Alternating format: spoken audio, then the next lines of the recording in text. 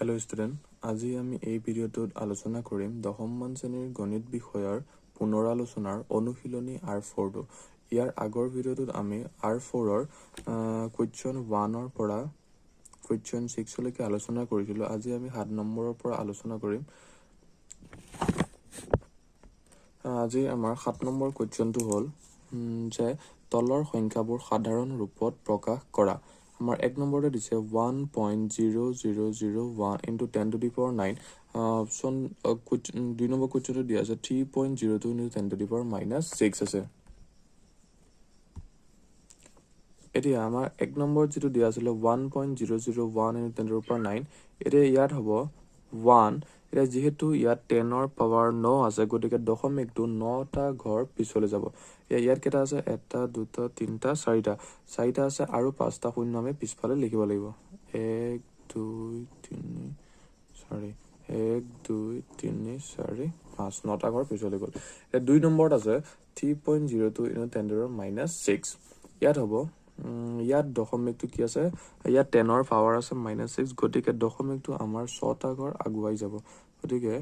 0.0000302 এইটো হৈছে ইহঁতৰ সাধাৰণ ৰূপটো। আমাৰ 8 নম্বৰ কুৱেশ্যনটো দিয়া আছে m নিৰ্ণয় কৰা যাতে -3 to the power m plus 1 into -3 to the power 5 is equal to -3 to the power 7 হয়। ইয়াত আমাৰ দিয়া আছে -3 to the power m plus 1 into -3 to the power 5 is equal to -3 to the power 7। এতিয়া ইয়াত যদি আমি চাওঁ, ইয়াত দুইটাৰে তোমাৰ ভূমি আছে -3 আছে -3 আছে আৰু দুইটাৰে ঘাতকেইটা বেলেগ বেলেগ, গতিকে ইহঁত দুটাক আমি পূৰণ কৰিলে পাম -3 to the power m plus 1 plus 5। যেহেতু দুইটাৰে ভূমি একেই, গতিকে ইহঁতৰ ঘাতকেইটা পূৰণৰ ক্ষেত্ৰত যোগ হৈ যাব। Is equal to -3 to the power 7। ইয়াত আমি সূত্ৰ ব্যৱহাৰ কৰা হৈছে। সূত্ৰটো হ'ল a to the power m into a to the power n is equal to a to the power m plus n। এই সূত্ৰটো ইয়াত আমি ব্যৱহাৰ কৰিছো এইখিনি। এতিয়া -3 to the power আমি পাম m plus 6 is equal to -3 to the power 7। এতিয়া আমি যেহেতু দুইটাৰে ভূমি একে আছে, ইয়াতো -3 আছে ইয়াতো -3 আছে আৰু যেহেতু ইহঁতৰ ঘাতকেইটা বেলেগ বেলেগ, গতিকে ঘাতকেইটা কি হ'ব লাগিব, দুইটা সমান হ'বলৈ হ'লে বাওঁহাত আৰু সোঁহাত দুইটা সমান হ'বলৈ হ'লে ইহঁত দুইটাৰে তোমাৰ ঘাতকেইটা সমান হ'ব লাগিব। এতেকে m plus 6 is equal to 7। গতিকে ইয়াৰ পৰা আমি মান পাম, এমৰ মান পাম 6টো এইফালে বাওঁফালৰ পৰা সোঁফালে গুচি গ'লে কি হ'ব, 7ৰ পৰা বিয়োগ হ'ব, বিয়োগ হ'লে 7ৰ পৰা 6 বিয়োগ হ'লে আহি পাম 1, গতিকে এমৰ মান হ'ল 1।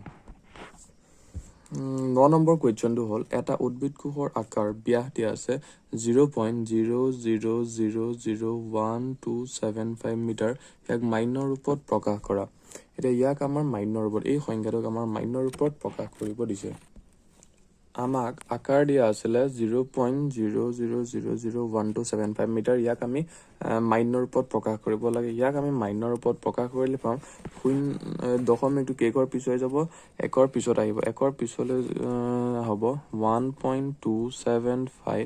into 10 to the power, দশমিকটো কেইটা ঘৰ পিছুৱাই গ'ল 1 2 3 4 5টা ঘৰ পিছুৱাই যোৱাৰ কাৰণে ইয়াত আহিব 10 to the power -5 মিটাৰ।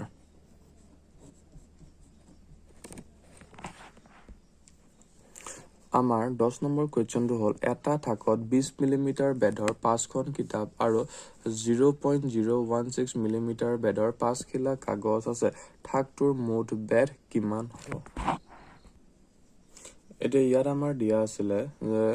প্ৰশ্নটো দিয়া আছিল যে 20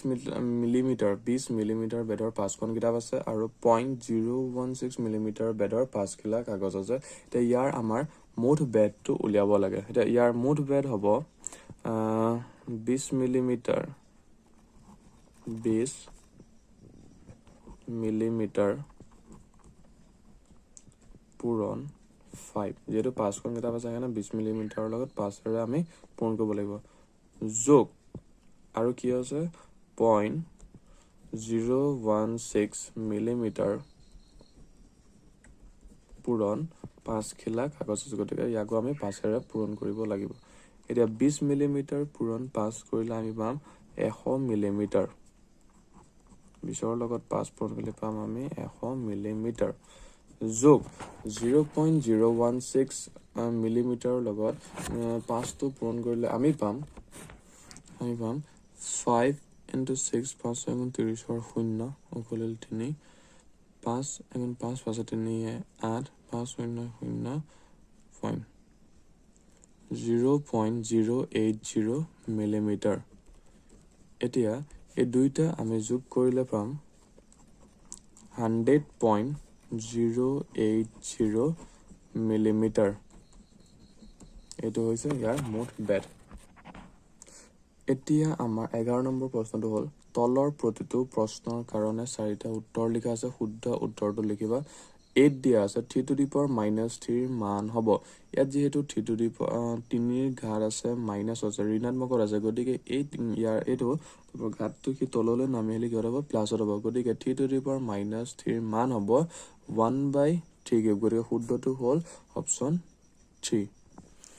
বি দিয়া আছে 2/3 হোল স্কোয়াৰৰ মান হ'ব অপচন 8 দিয়া আছে 1/2 into 3 হোল স্কোয়ার 2 দিয়া আছে 2 into 3 whole to the power -2